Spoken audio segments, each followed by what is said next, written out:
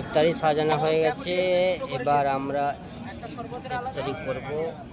ফলফুল কাটা হয়েছে, বসা আছে আমাদের এখানে সব কাকা সাহেব, বরেন ভাই, আমাদের ফারুক, এদিকে আমাদের এদিকে লম্বু, ওটা আমাদের একদম মিজানুর রহমান, একদম কি বলে আরমান শেখ, তারা মহাব্বত ভাই, তারপর কুদ্দুস, 22-23 জন এখানে আমাদের নানা আছে।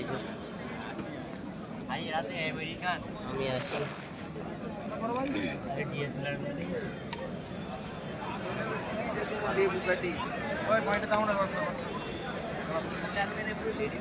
এখন বাকি আছে আমাদের হাফেজ সাহেব, কি বলছে দেখুন। হাফেজ সাহেব, আপনাকে ভালোই লাগছে বলুন না। হাফেজ সাহেব কিছু বলুন, একটা কথা রোজার ব্যাপারে। ও দ্বিতীয় রোজা কেমন লাগছে আপনাকে? লাগছে হাফেজ সাহেব? দ্বিতীয় রোজা আপনাকে কেমন লাগছে? বাস জুমা মসজিদ, আমরা করে নামাজ পড়াবো।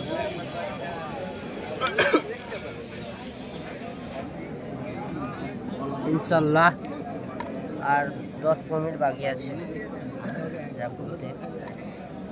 ঠিক আছে,